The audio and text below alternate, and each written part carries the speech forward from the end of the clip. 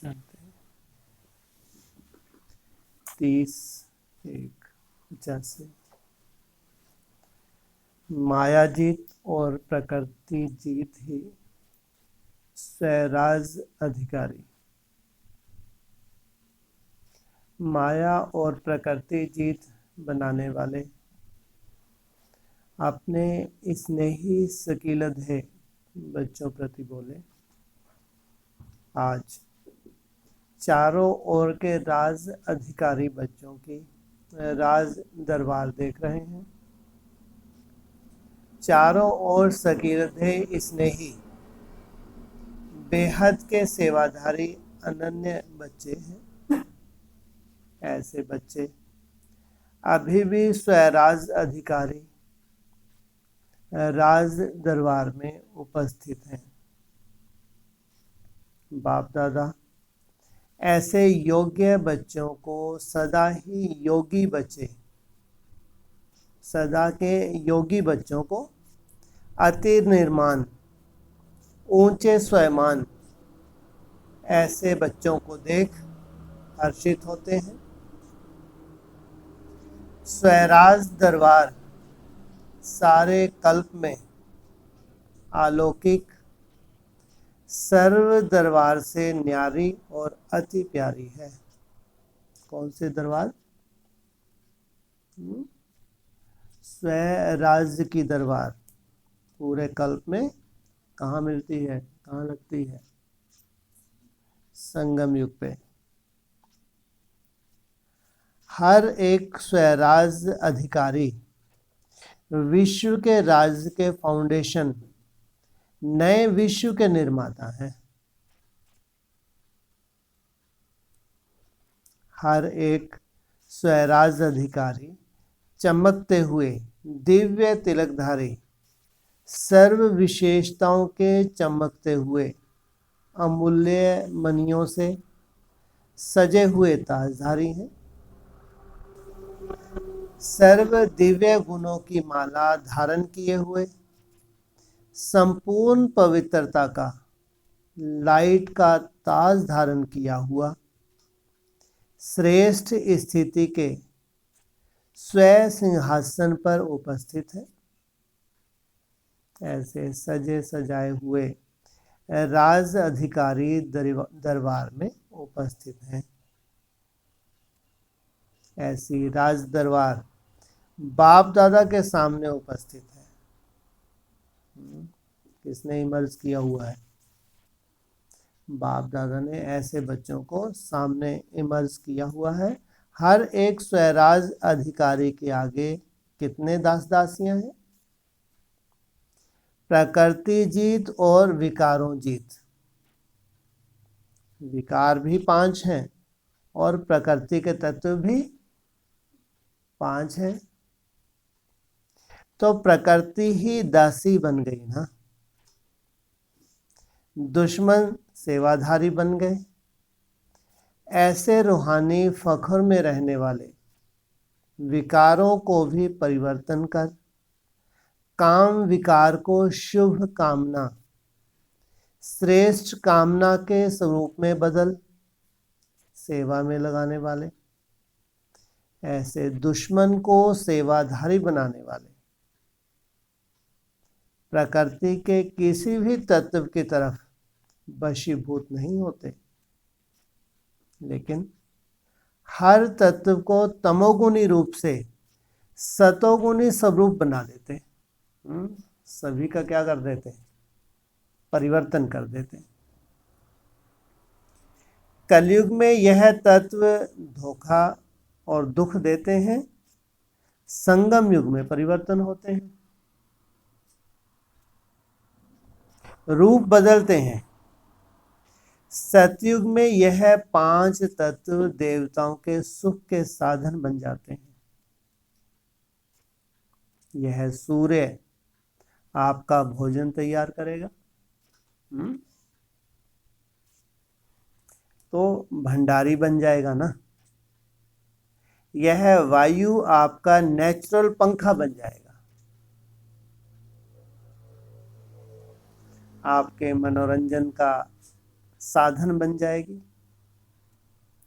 वायु लगेगी, वृक्ष हिलेंगे और वह टाल टालियां ऐसे झूमेंगी जो उन्हों के हिलने से भिन्न भिन्न साज स्वतः ही बजते रहेंगे। आपका क्या होगा? मनोरंजन होगा। मनोरंजन का साधन बन गया ना।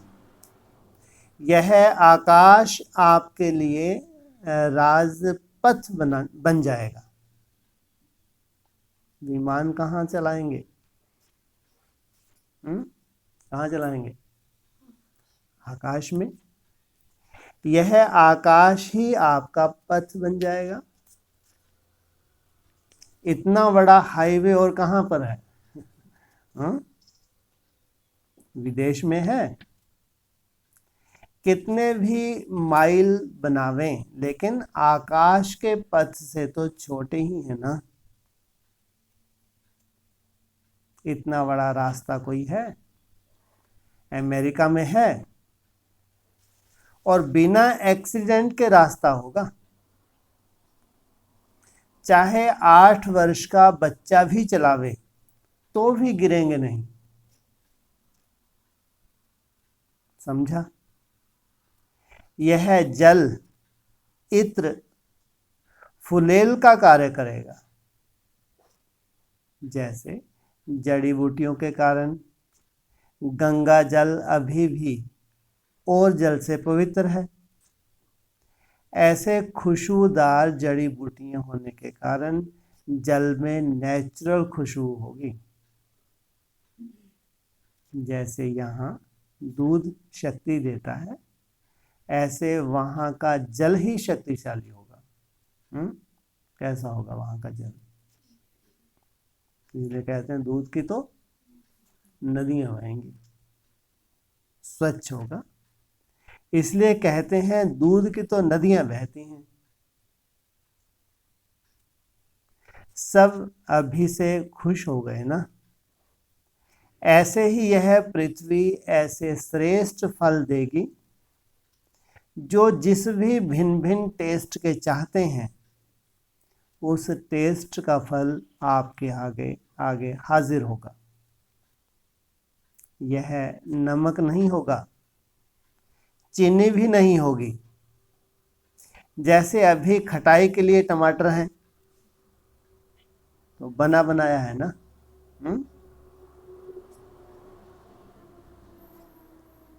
खटाई आ जाती है ना। ऐसे तो आपको टेस्ट चाहिए। ऐसे जो आपको टेस्ट चाहिए उसके फल होंगे। रस डालो और वह टेस्ट हो जाएगी। तो यह पृथ्वी एक तो श्रेष्ठ फल, श्रेष्ठ अन्न देने की सेवा करेगी। दूसरा नेचुरल सीनरियाँ, जिसको कुदरत कहते हैं, तो नेचुरल नज़ारे, पहाड़ भी होंगे। ऐसे सीधे पहाड़ नहीं होंगे। कैसे? ऊपर से फिसला तो कहीं का भी नहीं रहा। नेचुरल ब्यूटी, भिन्न भिन्न रूप के पहाड़ होंगे। कोई पंछी के रूप में, कोई पुष्पों के रूप में। ऐसे नेचुरल बनावट होगी किनकी? पहाड़ों की। सिर्फ निमित्त मात्र थोड़ा सा हाथ लगाना पड़ेगा। ऐसे यह 5 तत्व सेवाधारी बन जाएंगे। लेकिन किसके बनेंगे? स्वराज अधिकारी आत्माओं के सेवाधारी बनेंगे। तो अभी अपने को देखो, 5 ही विकार दुश्मन से बदल सेवाधारी बने हैं,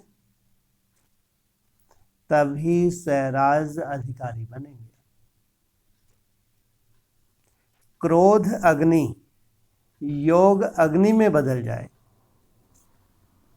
ऐसे लोभ विकार, लोभ अर्थात चाहना, हद की चाहना बदल शुभ चाहना हो जाए कि मैं सदा हर संकल्प से, बोल से, कर्म से निस्वार्थ बेहद सेवाधारी बन जाऊं।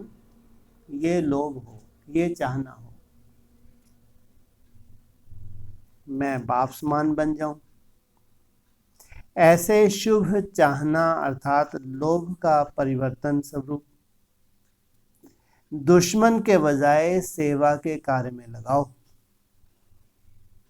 मोह तो सभी को बहुत है ना, लोग बाबा भी जानता है। क्या कह रहे हैं? मोह तो खूब भरा हुआ है। बाप दादा में तो मोह है ना।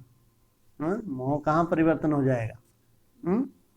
बाप दादा में एक सेकंड भी दूर ना हो, यह मोह हुआ ना। अलग होना ही नहीं चाहते, लेकिन यह मोह सेवा कराता है, इसमें कोई स्वार्थ नहीं है। जो भी आपके नैनों में देखे तो नैनों में समाये हुए बाप को देखे। जो भी बोलेंगे मुख द्वारा बाप के अमूल्य बोल सुनाएंगे।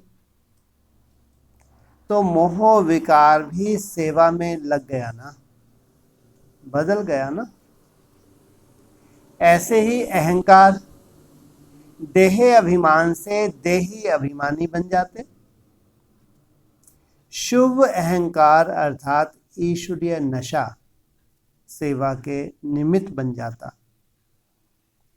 तो ऐसे 5 ही विकार बदल सेवा का साधन बन जाएं तो दुश्मन से सेवाधारी हो गए ना। चेक करो, माया जीत, प्रकृति जीत कहाँ तक बने हैं? राजा तब बनेंगे जब पहले दास दासियां तैयार हों। जो स्वयं दास के अधीन होगा वह राज अधिकारी कैसे बन सकेगा? चाहे माया के चाहे प्रकृति के, अगर दास हैं तो राज अधिकारी नहीं बन सकते। आज भारत के बच्चों के मेले का प्रोग्राम प्रमाण लास्ट दिन है, तो मेले की अंतिम डुबकी है। इसका महत्व होता है। इस महत्व के दिन जैसे उस मेले में जाते हैं तो समझते हैं जो भी पाप है वह भस्म करके खत्म करके जाते हैं। कहाँ? मेले में जाते हैं, नदियों में जाते हैं तो खल्लास करके आते हैं। तो सबको 5 विकारों को सदा के लिए समाप्त करने का संकल्प करना, यही अंतिम टुपकी का महत्व है। संकल्प है बीज। तो सभी ने परिवर्तन करने का दृढ़ संकल्प किया। छोड़ना नहीं है लेकिन बदलना है, स्वरूप बदलना है। अगर दुश्मन आपका सेवाधारी बन जाए तो दुश्मन पसंद है या सेवाधारी पसंद है?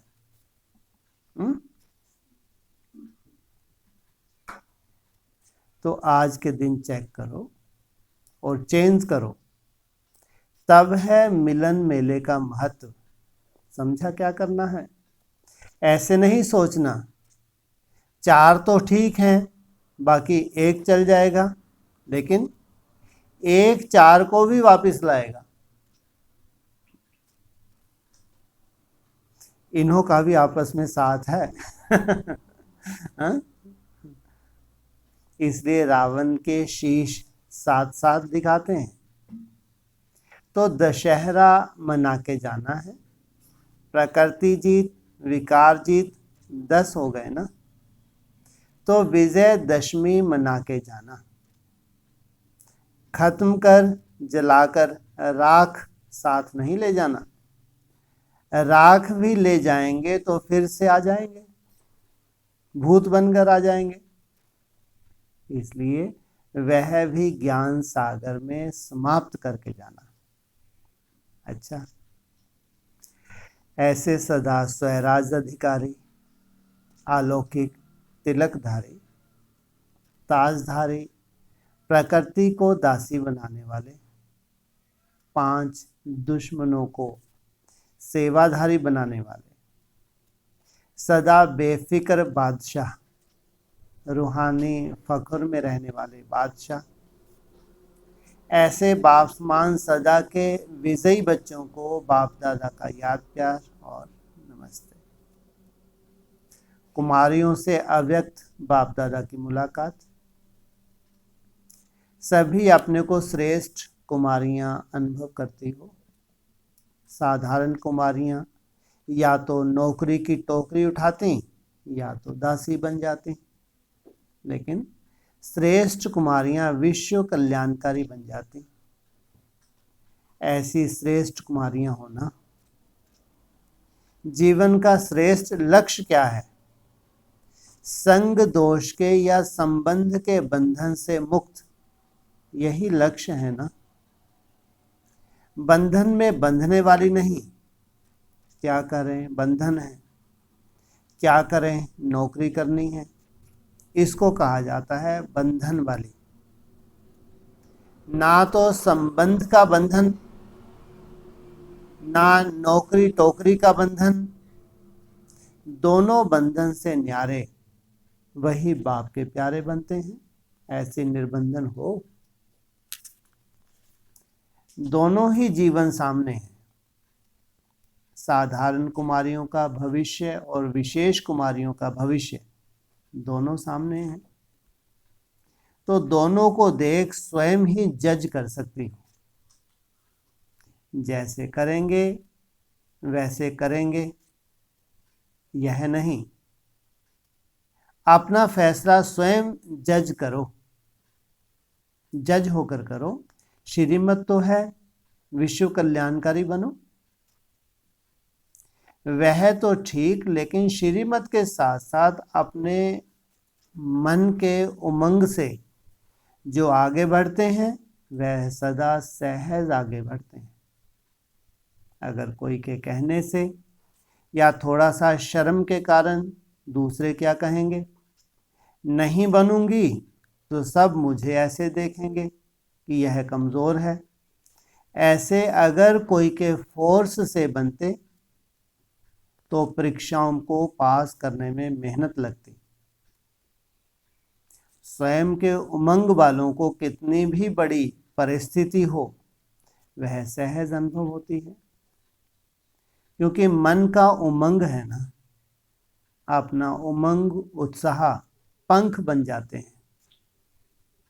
कितना भी पहाड़ हो लेकिन उड़ने वाला पंछी सहज पार कर लेगा, और चलने वाला या चढ़ने वाला कितनी मुश्किल से कितने समय से पार करेंगे। तो यह मन का उमंग पंख है। इन पंखों से उड़ने वालों को सदा सहज होता है, समझा। तो श्रेष्ठ मत है विश्व कल्याणकारी बनो, लेकिन फिर भी स्वयं अपना जज बनकर अपनी जीवन का फैसला करो। बाप ने तो फैसला दे ही दिया है, वह नई बात नहीं है।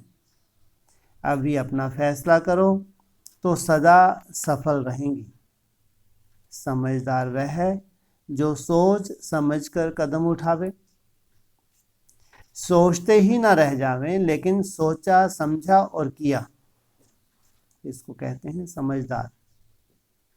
संगम युग पर कुमारी बनना यह पहला भाग्य है। यह भाग्य तो ड्रामा अनुसार मिला हुआ है। अभी भाग्य में भाग्य बनाते जाओ। इसी भाग्य को कार्य में लगाया तो भाग्य बढ़ता जाएगा, और इसी पहले भाग्य को गंवाया तो सदा के सर्व भाग्य को गंवाया। इसलिए भाग्यवान हो, भाग्यवान बन सभी और सेवाधारी का भाग्य बनाओ, समझा।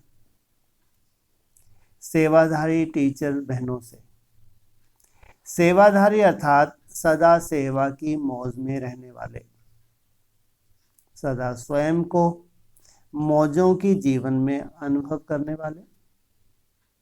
सेवाधारी जीवन माना मौजों की जीवन, तो ऐसे सदा याद और सेवा की मौज में रहने वाले होना। याद की भी मौज है और सेवा की भी मौज है। जीवन भी मौज की और युग भी मौजों का। जो सदा मौज में रहने वाले हैं उनको देख और भी अपने जीवन में मौज का अनुभव करते हैं। कितने भी कोई मूंझे हुए आवें, लेकिन जो स्वयं मौज में रहते वह दूसरों को भी मूंझ से छुड़ाए मौज में ले जाएंगे।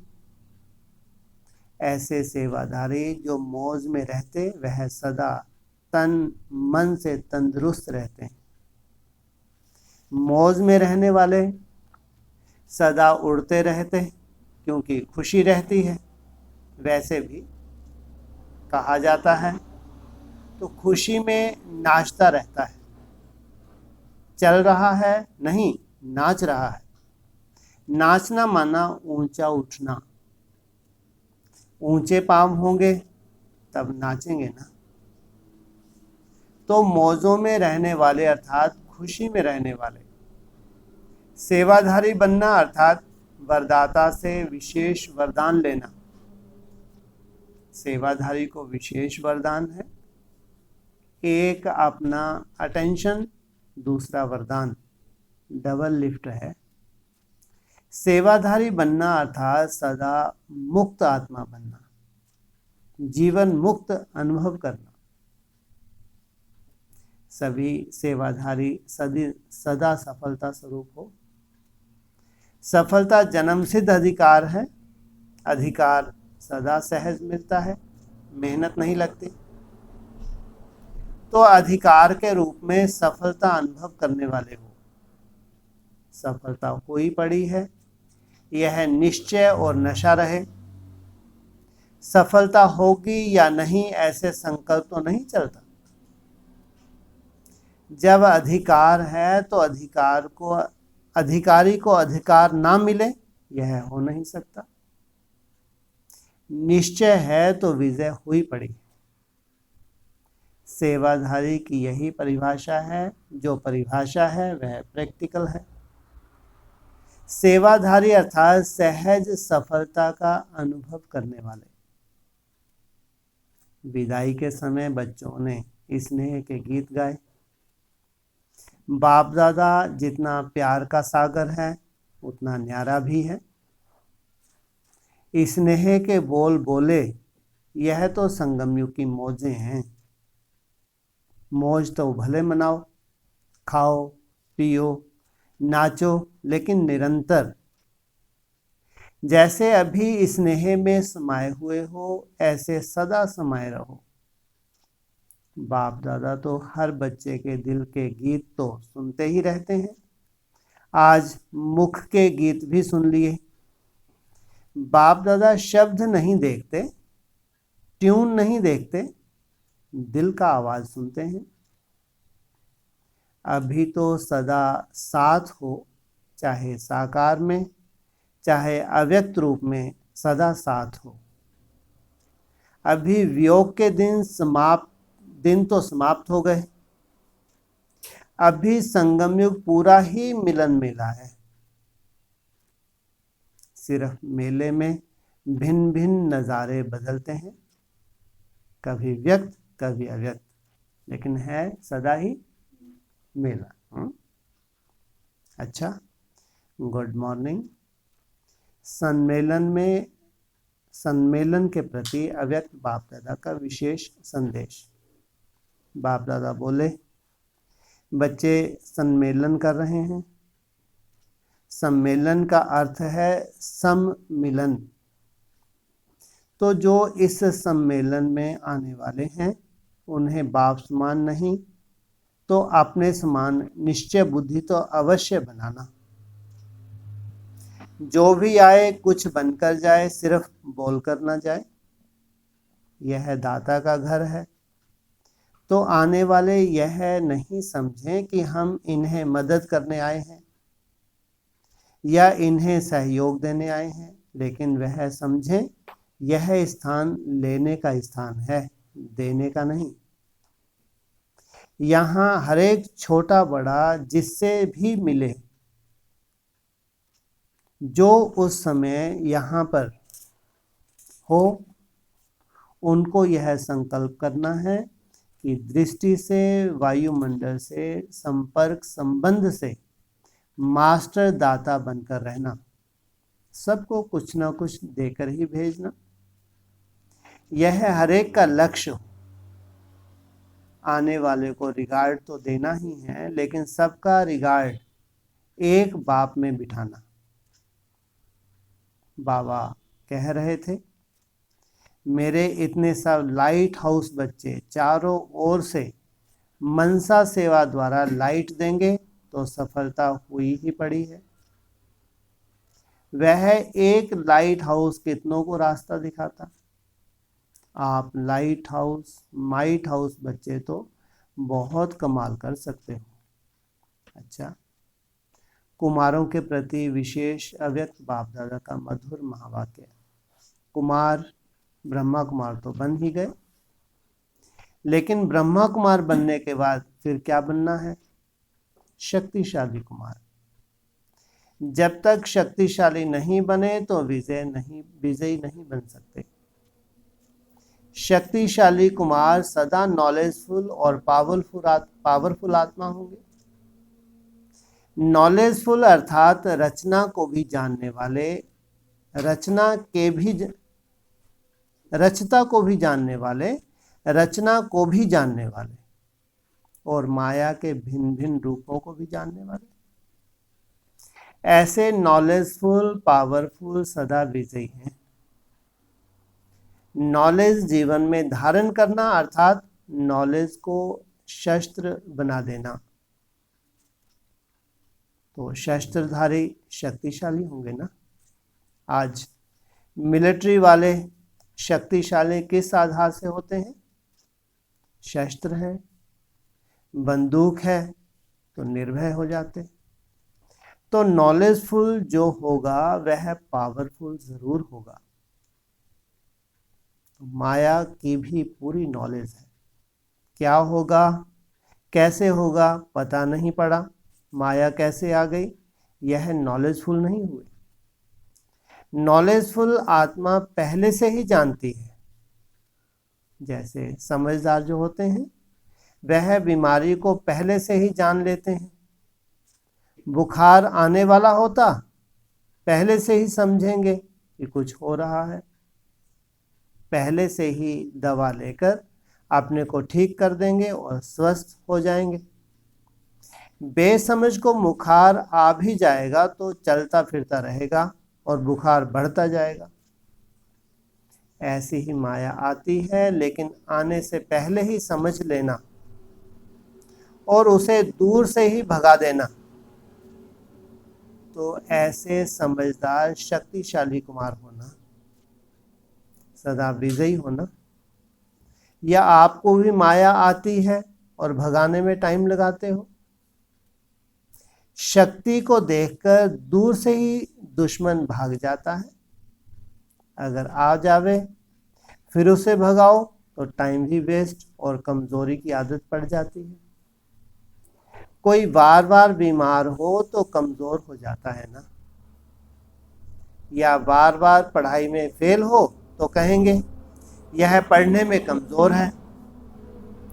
ऐसे माया बार बार आए और वार करती रहे तो हार खाने की आदत हो जाएगी, और बार बार हार खाने से कमजोर हो जाएंगे। इसलिए शक्तिशाली बनो। ऐसे शक्तिशाली आत्मा सदा प्राप्ति का अनुभव करती है। युद्ध में अपना समय नहीं गंवाती, विजय की खुशी मनाती है। तो कभी किसी बात में कमजोर ना हो। कुमार बुद्धि सालिम है। अधर कुमार बनने से बुद्धि बढ़ जाती है। कुमारों को एक ही काम है, अपनी ही जीवन है। उन्हों को तो कितनी जिम्मेवारी हो जाती हैं। आप जिम्मेवारियों से स्वतंत्र हो।